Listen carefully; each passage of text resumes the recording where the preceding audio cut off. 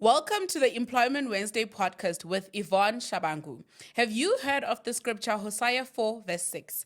My people perish because of the lack of knowledge. The same applies to your career. When you don't know what to do, when to do it, and how to do it, you are likely to make wrong career choices. But worry not. Employment Wednesdays is here for you to offer you all the answers relating to your career and offer you strategies to develop your career.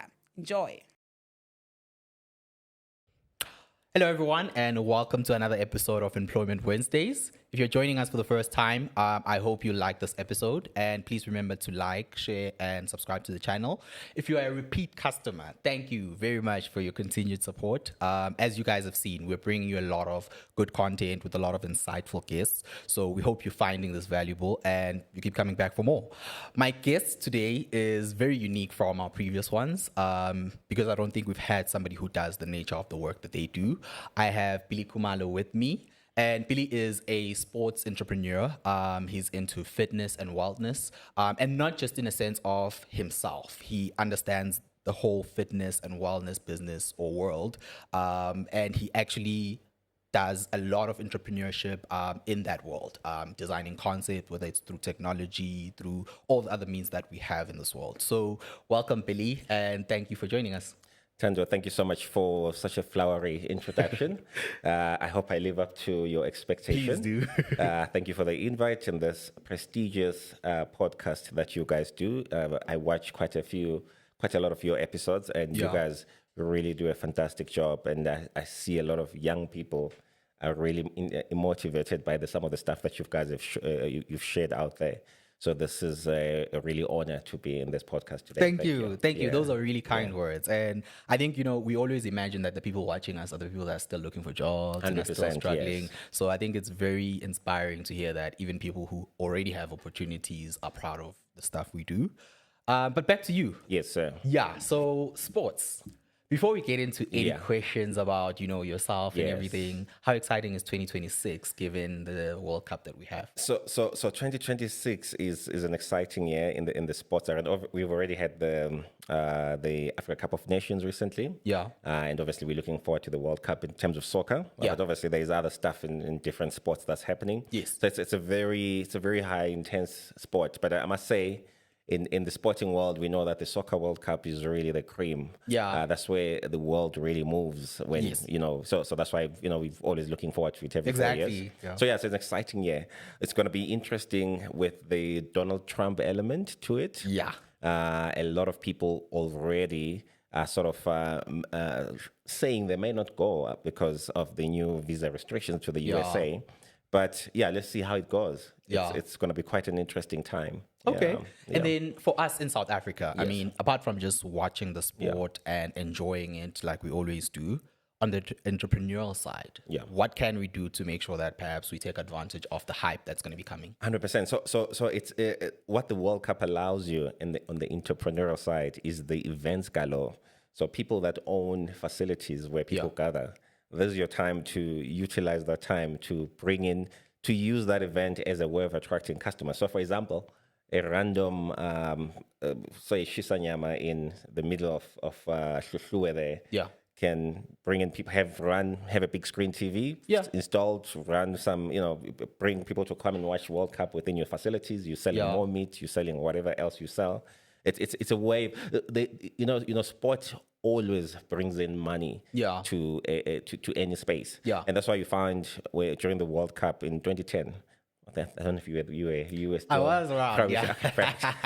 Seems so long ago. It seems so long. It's actually been it's 15 years ago. Yeah. So it's quite a while. So there was a lot of money that came into the country back then. Yeah. Because of everything, all the value systems that sport brings, and a country like South Africa, which has so much to offer. Yeah. Can actually leverage a lot on sports as a way of revenue generation, as a way of bringing in more tourists. I mean, people travel around the world to run races. We see all these marathons and we think it's just, but people are traveling around the world to do these things. There's money there. So it's way bigger than just for the fans nowadays. Yeah. It's really a massive ecosystem of business. Okay. Yeah. And then what if perhaps a younger person without maybe resources or say capital to invest in anything significant, but I do have energy, I do have the time because, Yes. we will have the time. So what can I do if I'm either in varsity or high school just to again, take advantage of the hype? Well, suppose it depends. There could be many.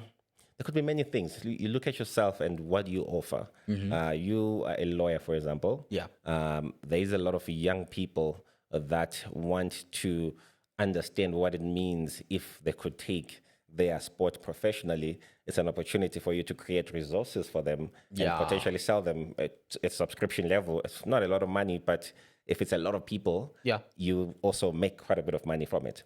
So it depends really on what your key interest is. There's so much that you could plug in on. Okay. For example, I'm in fitness. Fitness is my passion. Fitness and wellness are my passion. My degree was sports science. And when I started out in my career, I wanted to be in sports. So I had an athletics club at one time, and I used to train people doing people runners, mostly sprinters. But over time, the call for wellness and fitness became more for me because I could see that I could impact so much more lives. Yeah. Because most us ordinary people don't really, we kind of know that training is good for us, but there's not enough opportunities for us. Yes. There's probably not enough understanding of what I need to go out there and do when it comes to my fitness. Yeah. So that for me became more attractive, and this is how I ended up sort of designing my life and career in this manner. Okay, so let's go back to your start. Yes. I mean, when did you first identify sports and wellness as something that's viable as a career path, or just something you want to establish businesses in? Yeah. So on my part, it's not the usual story. Okay. This chose me. I never chose it. Okay. Just to give you an idea, when was I in high school? 2000, somewhere there. All right. We would go for probably 10K runs. Yeah. I'll probably be one of the first people to start walking within 500 meters. So I was never really into sport in the sense of participating. I used to watching sport. We all grew up in the township. We played a bit of soccer. We loved to watch soccer, but it wasn't really my thing.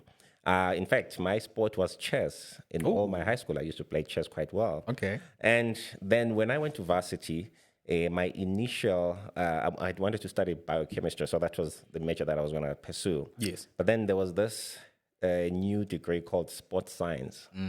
And when they explained it, it sounded a bit more fun, a bit more attractive. So basically the explanation was, you using your understanding of science and applying it to sports. Okay. And I thought, okay, that sounds interesting, because I was good in biology, chemistry, all that kind of stuff. Yeah. So you're now putting all that knowledge and apply it into sports. Okay. And I thought it was interesting. So I literally made a split decision to say, let me just try out this course. Yeah. So it's not the best way of choosing your career, by the way. I wouldn't advise people to do that. But and many years later, I found myself here. So over time, as I was studying, I then, obviously discovered how, there's such a massive application of science in sports. There's and unfortunately in Africa, I think we kind of catching on. Yeah. But in Europe, I mean, people were doing intense sports research in the 70s and the 80s. I would get some of the papers that people were researching in the 1980s.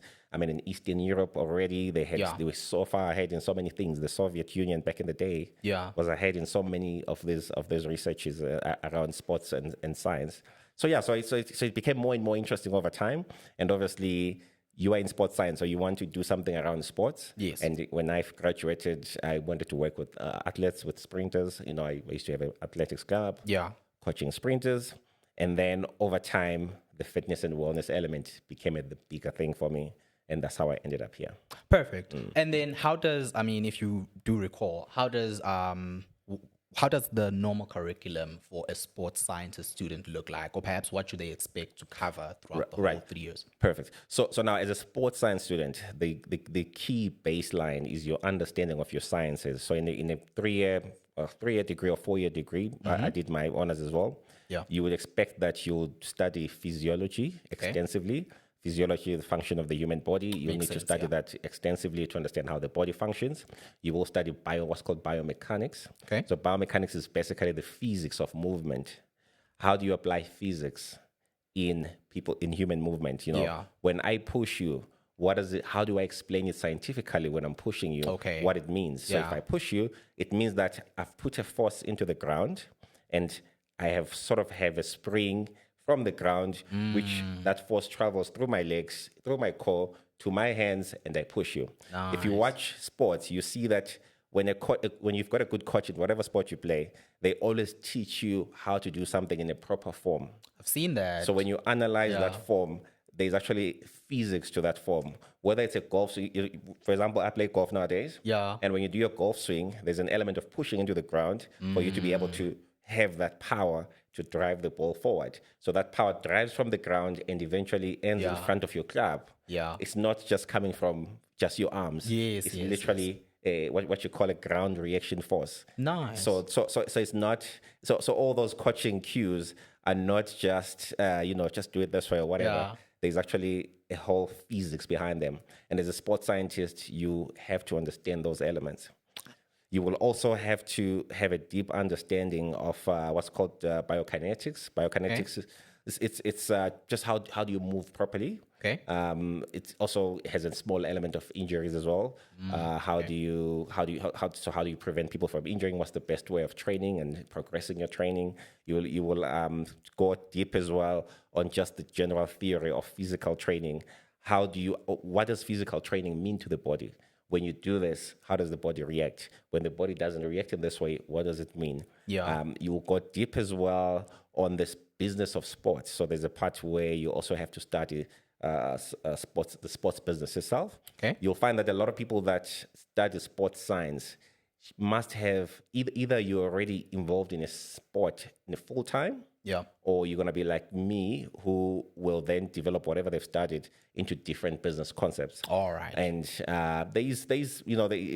nowadays that we're catching on a little bit more, there's people that have studied sports science. You'll find them in schools, running the school sporting program. You'll find them doing the physical education program. Yes. You will find them in teams. In some teams that are ahead, they use them as analysts. Help us analyze our performance, which use your scientific mind to then tell us if we're not winning. We're Kaizer Chiefs. We haven't been winning the league. Are we not winning because physically our players are terrible? Yeah. Are we not winning because the coach is bad? Yeah. Are we not winning because our training is not enough? Are we not winning because players are unhappy? Recovery, all those things are important. There's the psychology part of it. How do you influence the mind to perform? Because at the end of the day, when you really look at top talent, the difference in performance of top talent is how the state of the mind is on that day.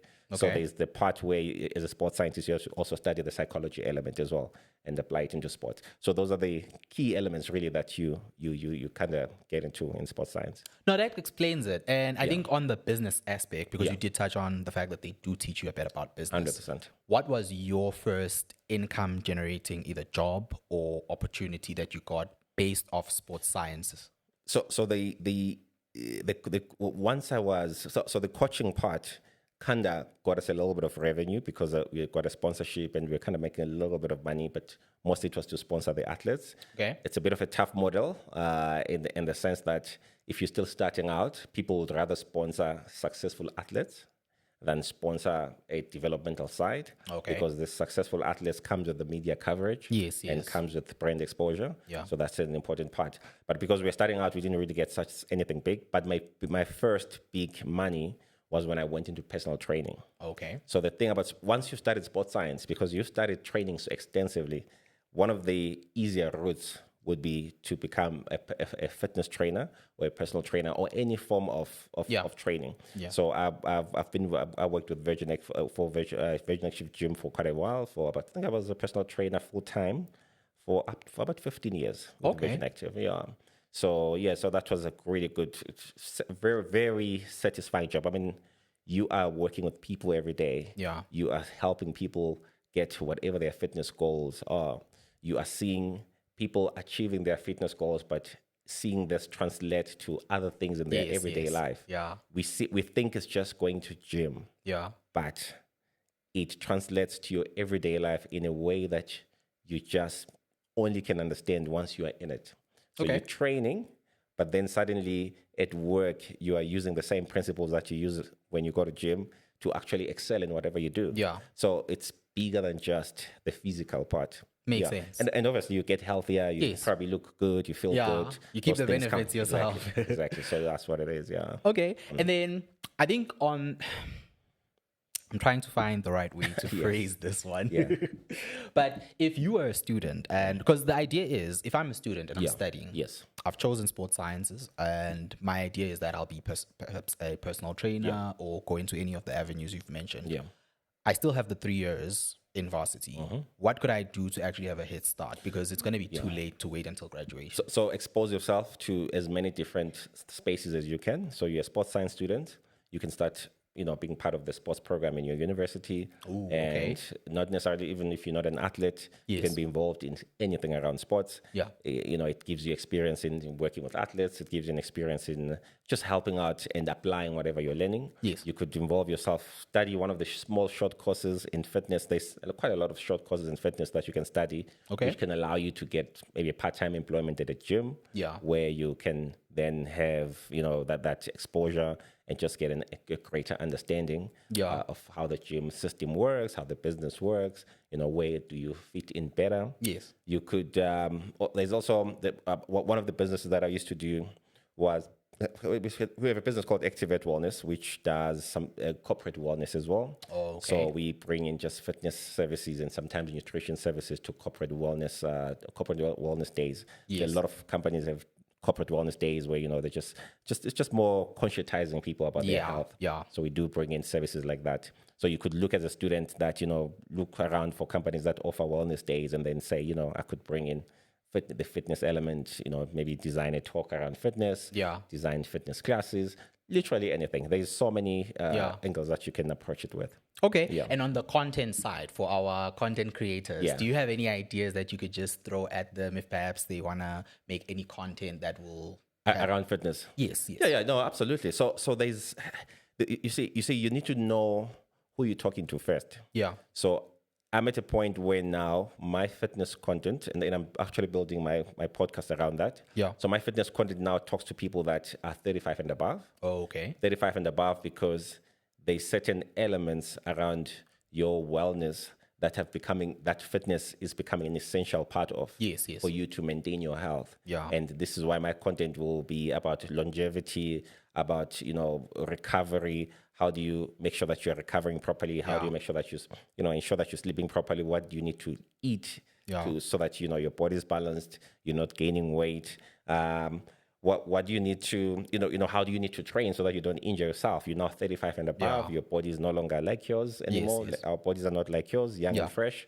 So it's easy for you to get injured and then you stop training. Yes, So yes. how do you then ensure that you are in a good program? So that's a content for people 35 and above. Younger people in varsity, what does training mean for you? It means there's the social context of training. Yes. So it means, instead of us going to drink and party all the time, maybe let's meet at the gym Yes. and do something healthier for us. Seen the running train clubs. together. Yeah. You see how the running clubs are taking Very, over. In very fact, wonderful, yeah. Fun fact, the current generation, it's the Gen Z, right?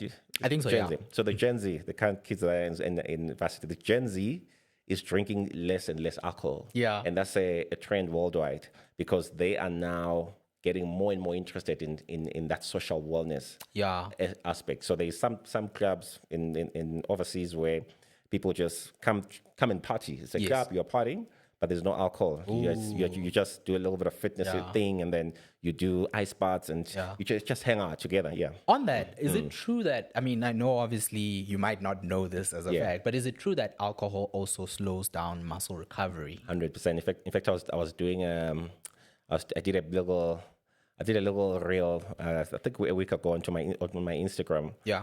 So alcohol stops you from recovering in multiple ways, right? Mm-hmm. It's when it comes to muscle though, it sort of blunts the ability for protein synthesis. Okay. What is protein synthesis? So your muscle is protein in nature. So whenever you train, you are breaking down a certain element of your muscle. That's why sometimes you get a little bit of pain when you haven't been training before. So when you train, the muscle, some certain muscle tissues break down. Okay. And recovery simple means that you're repairing those tissues. Oh, okay. So that repairing means that there has to be a certain amount of what you call protein synthesis and physiology. Okay. So basically, you are creating protein blocks. So look at protein as a brick Okay. to build your body. Your body is the building. Yes. Protein elements are the brick. Yeah. And you're building and putting back, amending whatever is broken. Yeah. So alcohol blunts that effect, and you therefore don't maximize your recovery. You don't recover properly when you've had alcohol, and you don't produce enough muscle. Oh, maybe let me say you don't recover enough to produce enough muscle. Exactly. Okay. Yeah. I mean, we got off on a tangent with that one. Yeah. Yeah. But I think what you were trying to say before was that if you are a young person and you're looking at your degree in sports science as something that could generate you money, you must obviously look at the segments of the market that exist. 100%. And you can base that on age. Can you also base it on perhaps I guess you can't do it on race because we all have the same bodies. no, but it's the can you same do it body. on gender, perhaps? You can. Yes, you definitely If you're can. a female and perhaps you want maybe, I don't know, as an exclusive female space. 100%. Yes, you can. In fact, how exercise affects females is mostly just slightly different. Not all everything, but there's a lot of things that are different to ladies, of how ladies adapt to fitness and how men adapt to fitness.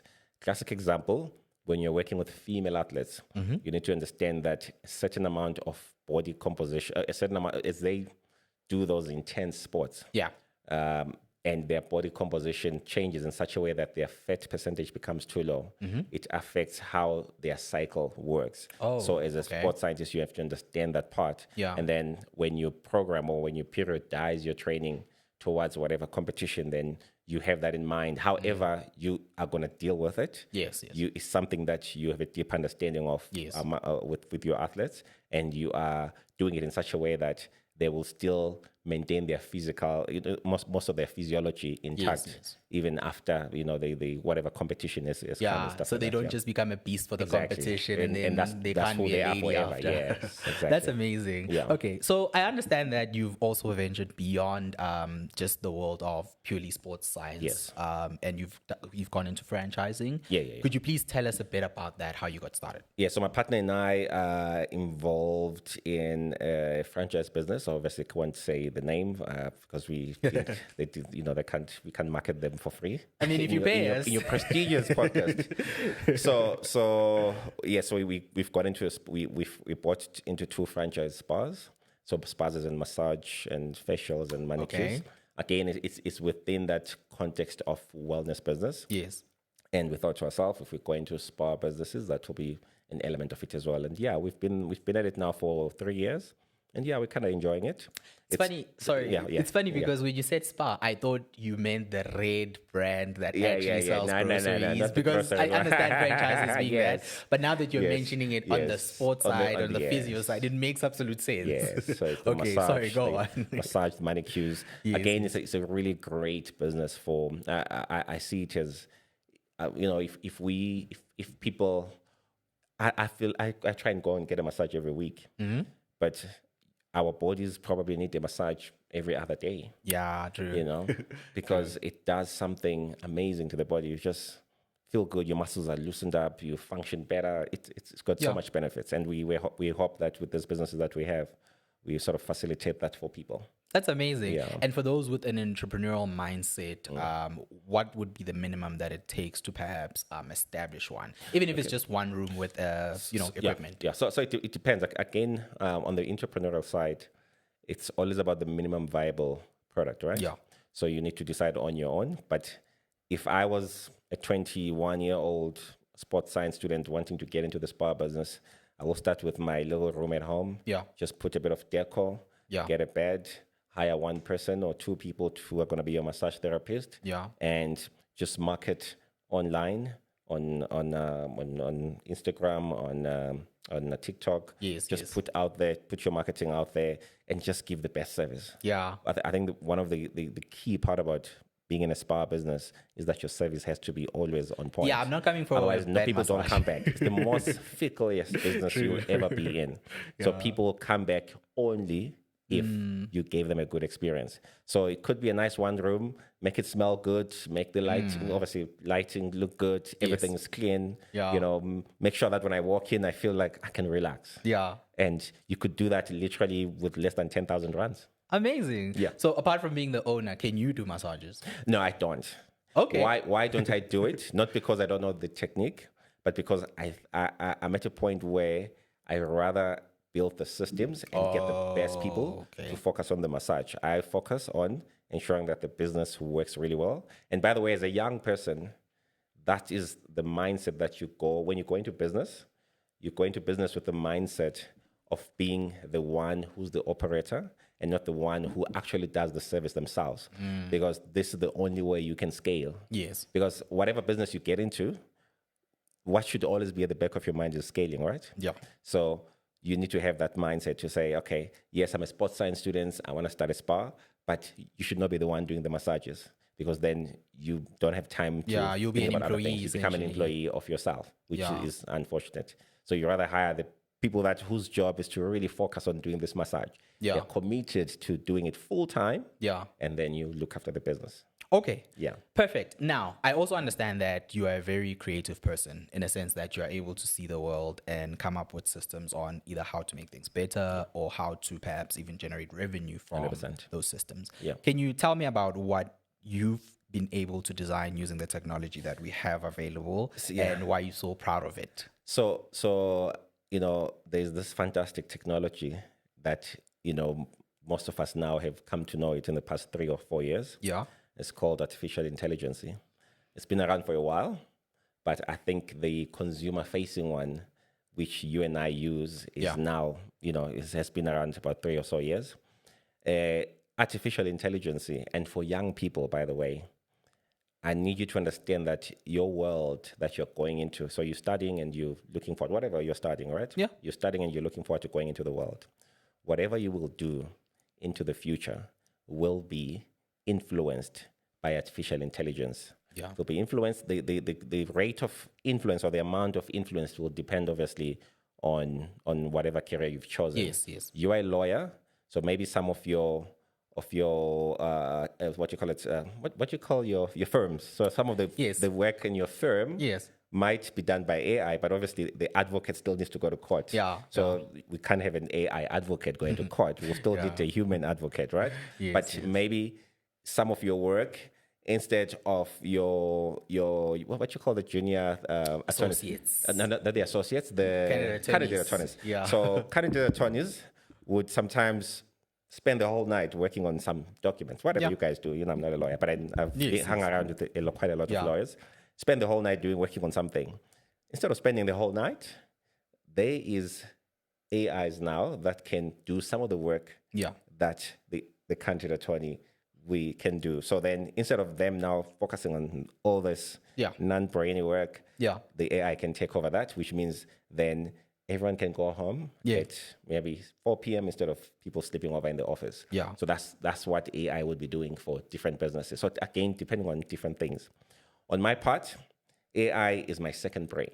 Oh, okay. So I look at AI as an extension of my mind in the sense that now the ideas that I would have had and I would have struggled to execute because I need a graphic designer to do my logos, and then we'll do a back and forth for over a month, not agreeing on a design. Now I can prompt Gemini Nano Banana to do that for me, and I can have it within 5 minutes. Yeah. A business concept. I've got a concept. I'm not sure if it can work. I can go to Gemini. I can go to ChatGPT. I can prompt it and say, ChatGPT, I've got this idea. Can you write me a prompt? Yeah. That will help you explain it to me better. Yeah. And ChatGPT will say, okay, this is the prompt. Now put this prompt back into me, and then I'll give you the answer. Yeah. So that's a second brain for me. It has made life a little bit easier in business. Yeah. And learning. I teach myself a lot of things because you can't go to school for everything. Yes. So these AIs, ChatGPT, Gemini, have learning platforms. So you can put a topic and say, okay, I want to learn about this. take me step by step, like, I'm Yeah. a kindergarten child. Yeah. So you can do that. Take me like a first year student in university can do that. Yeah. So it's AI is really here to change everything, to make things better, to Yeah. make things easier, to sort of save us time. Okay. Yeah.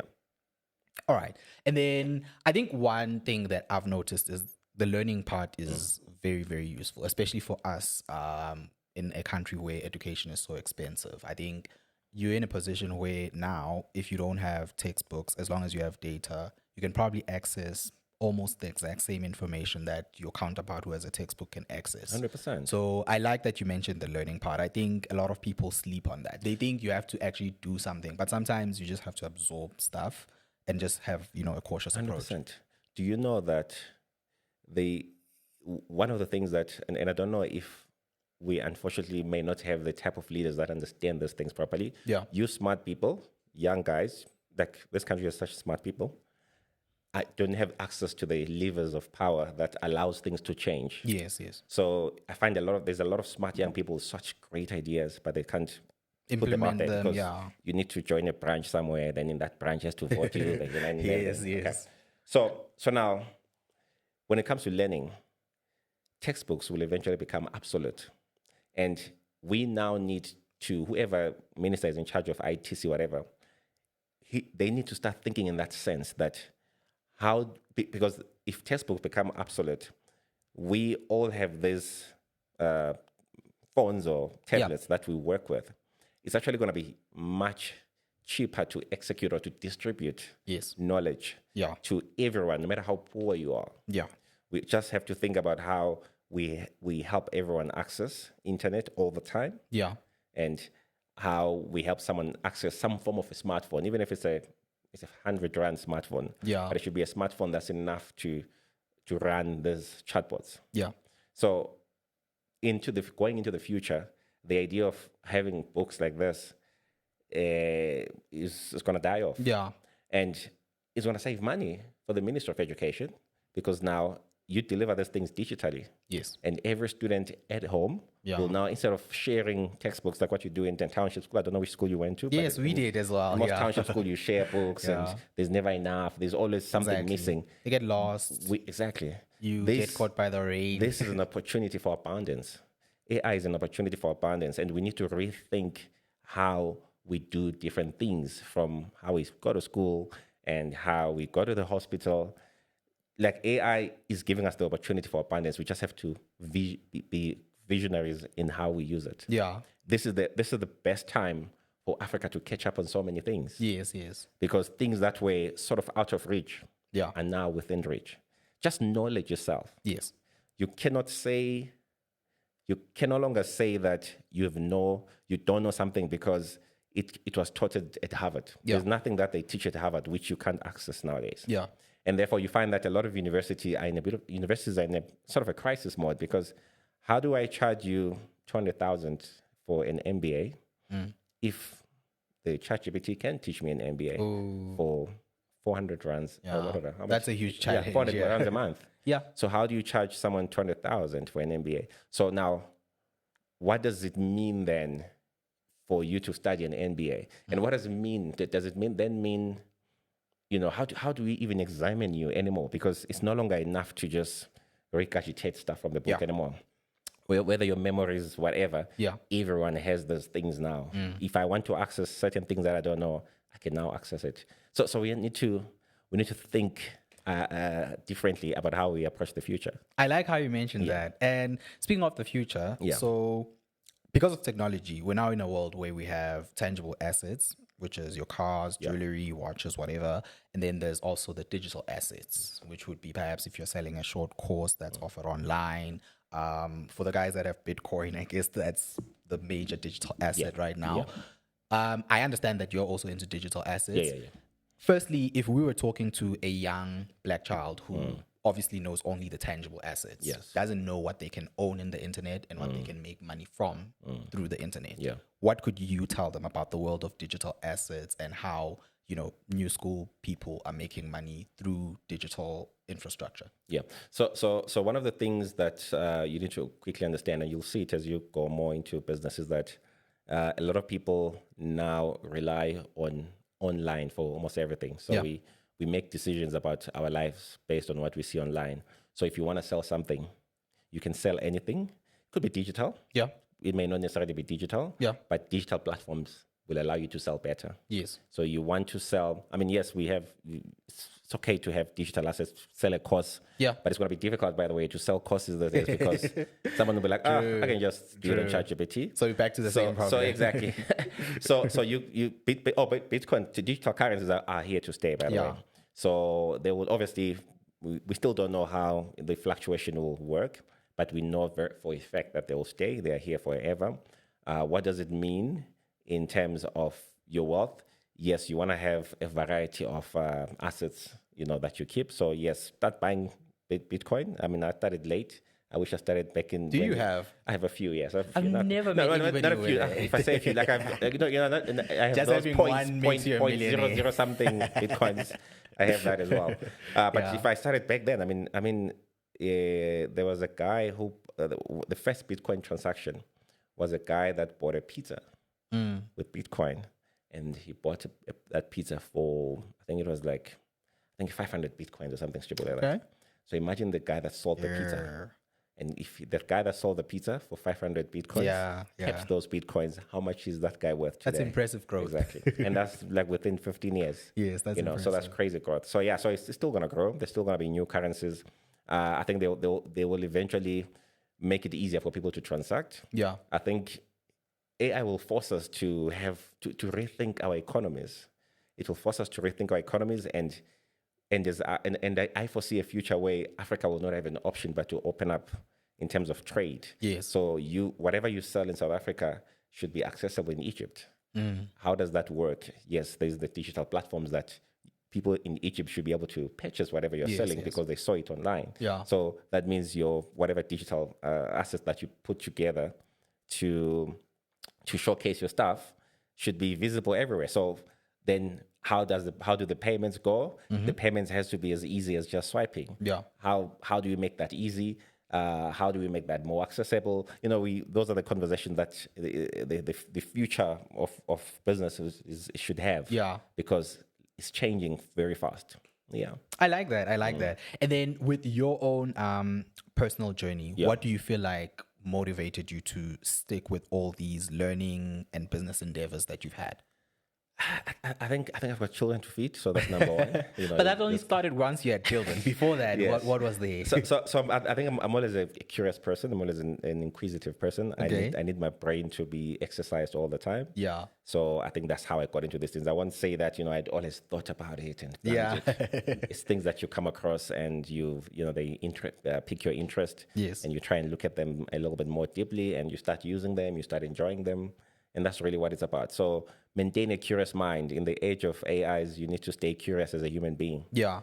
And because this is the first time something smarter than you is going to exist. Yeah. So either, you stay curious and get smarter and get as knowledgeable as possible, or your brain will eventually shrink. So So stay curious. So I like to stay curious. Yes. Okay. Yeah, and I think that's why I was asking about digital assets, because I think with a lot of the tangible stuff, there's not really much to be curious about. You've seen a lot of the assets that people hold when they say they're wealthy. But 100%. On the digital side, there's things that perhaps a lot of people might imagine make money, but don't. Yeah. And then there's things that perhaps do make money, but require a certain level of knowledge, education, and just business acumen in order to make money from. 100%. So that's what I was trying to really understand, 100%. Like how are young people going to survive in a world 100%. Where there's so much opportunity, but you still have to look. You still have to look. You still have to look, and you still have to be very knowledgeable in so many things. Yeah. But a specialist at whatever specialization is. You're a lawyer. Yes. But you still have to have a deep understanding of business. Yeah.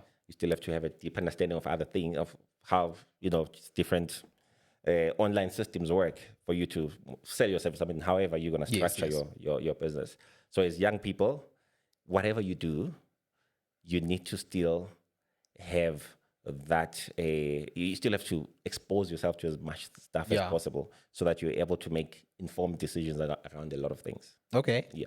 And how do you feel about our level of education around fitness and health in the country?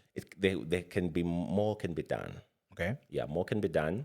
I think people love being fit, and thankfully, I think TikTok has a positive influence. I see a lot of people get fit. I see some gogos playing soccer. Yes. So there's a lot of different fitness initiatives from the suburbs to the townships that I see. Yeah. So South Africa, when it comes to fitness, I think there is a lot of things going on, and I'm one person that advocates for opportunities for fitness. Like, we need to give people as much opportunities for fitness as cheap as possible, because some of the fitness can easily become elitist. Like, Yes. a lot of people that live in the suburbs, go to the gyms that you see in the suburbs. Yeah. And those gyms, you don't see them in the townships. So does that mean then the people in the townships must not train? True. Yeah. Yeah. What I mean? Yeah, that's a valid question. So it's important to have as much stuff around in different places with different access. If you want the luxury gym, you should go to where the luxury gym is. If you want to train a kasi with a machita, and you should have access to something that allows you to do that. Okay. Yeah. This is going to be a crazy question. Yeah, But 100%. do you think perhaps the fitness world could perhaps be the solution to our unemployment crisis? 100%. 100%. It's part of the solution. I'll give you a blueprint. You can steal this idea and run with it. I will. So I don't know how often you travel around this country. So I love traveling South Africa. Okay. This is probably the most beautiful country in the world easily. You have different provinces that offer you different things. So, and if you go to the Free State, for example, there's an element, a section of the Free State that's part of the Drakensberg. There's a section of the Free State that gets snow in winter, yes. and it's like a winter wonderland. If you travel to KZN, beautiful tropical weather. You travel to Cape Town, you've got what you get. If you look around the world, what's currently happening, a lot of people are traveling to different places that allow them to be healthier. Yes. So places where the air is clean, Okay. places where the rivers are flowing, the water is clean, Nice terrain. nice rain, beautiful, clear sunlight, everything. Yeah. And South Africa has all that. South Africa could be probably one of the world's number one wellness destination. Wellness travel is probably the biggest thing happening in the world right now. Okay. If you look over the world, and this strategy is currently being used by countries in the Middle East, Saudi Arabia, Dubai, all the countries around UAE are really leveraging Thailand, Southeast Asia countries. They're leveraging on their environment to build these resorts, these wellness resorts, because a lot of people in the world want to travel to a resort where they can maintain their health and wellness. Yeah. And in South Africa, you already have the climate. Yeah. You just need to sell it really well. I was in Thailand a year ago, and part of our tour was to go to this place where you watch the sunset. Oh, I'm okay. Yeah, but in South Africa, we actually see that sunset every single day. Everyone has a So sunset. in Thailand, they're able to sell you the sunset. Amazing. So in South Africa, you have so much more, and the world yeah. needs a place to travel to see amazing things. But I guess it also goes to what you were saying, where some places there's pollution. The sunset is not as bright as it would be here. And here it's there in every single province. Yeah. So the South African opportunity, because you'll never compete with China when it comes to production. Yeah. So you'll never make cars in South Africa. Yes. At least for the next 100 years. Or at least to the level that they do, yeah. You can't compete anymore. You've lost that. We've lost that race. Yeah. China has really. Chinese are very smart, right? So they've really fine-tuned production to the point that they actually now have dark factories where they produce these things without humans' involvement. So I mean, they produce a surplus of cars. They don't even know where to sell them anymore. Yeah. So we will never catch up with China when it comes to production. We'll never be cheaper than China when it comes to production. Our next biggest opportunity is wellness tourism. This country does not exploit tourism in general. Yeah. But wellness tourism is the next biggest opportunity that this country needs. And that is where employment is going to come from if this country is really serious about creating employment. No, that's a beautiful, beautiful outline there. Yeah. One thing that we had a guest here last season, and she is into urban planning, urban and regional planning. Yes. And we're speaking a lot about infrastructure and how our country looks. for fitness and just people who actually want to be outdoors, want to jog and everything, how do you feel about the infrastructure we have then? Does it actually, I mean, I can guess your answer, but does it enable us to be outside people that value fitness? 100%. Do you think so? 100%. So again, it becomes elitist. You know, one of the things that annoys me is that it becomes elitist because for me to go for a hike, for example, I have to drive to Mahalisburg and hike in Mahalisburg. I have to pay a certain amount of money to enter. Access the, And I ask myself and say, so if you didn't have a car, that means you can't hike. But probably every area in the city has a little straight where people can walk, but you can't walk because it's not safe. And so there's different dynamics, right? There's different dynamics. So there is opportunities for exercise. They probably not. They are there, but maybe we need to then make them more accessible. Maybe why isn't there a bus that goes to Mahalisburg? You know that if you want to go to Mahalisburg, you're gonna board a bus that goes. That would be nice. Exactly. I love that. Yes, exactly. yes. Then you can go hike. So everyone now has access to go hiking Mahalisburg, yes. Fix the train, fix the railway system. There's a train that can go up to Mahalisburg. Why don't you have a train that goes every hour to Mahalisburg? It's not far. And then everyone now can easily access public transport to go to Mahalisburg.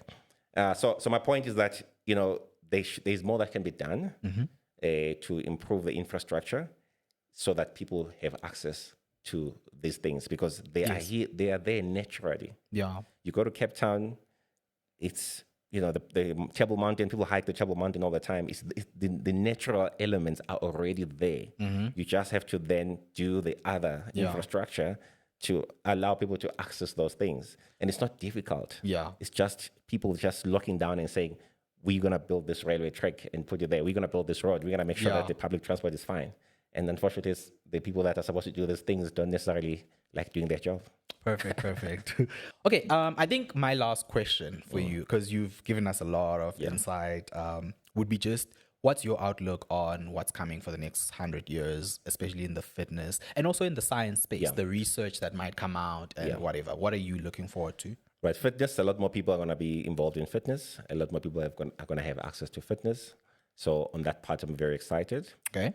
When it comes to science, I think we are now at the edge of abundance. Okay. Why abundance? Eventually, your ChatGPT is going to be embedded in every single, anything that you use would have ChatGPT in it. Yes. Meaning that including humanoid robots, you're going to have humanoid robots doing work for you. So people may not, there's work that we may not necessarily need to do anymore because we have these robots working for us. It means then we have more time. It means then everyone can basically, you know, do other things other than work.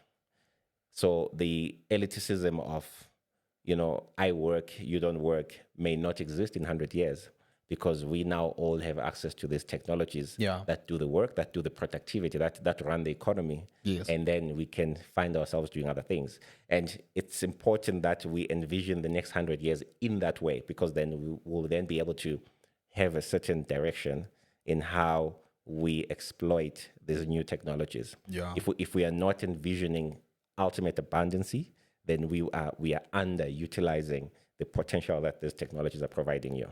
I like that. Thank you very much, Billy. Thank you. It's been wonderful having thank you. So much. And thank you very much, everyone, for sticking with us for this whole episode. We hope you enjoyed it and you'll come back for more. Please remember to like and share the video with your friends. Also subscribe if you haven't subscribed. We hope to see you on the next one and have a beautiful week. See you soon.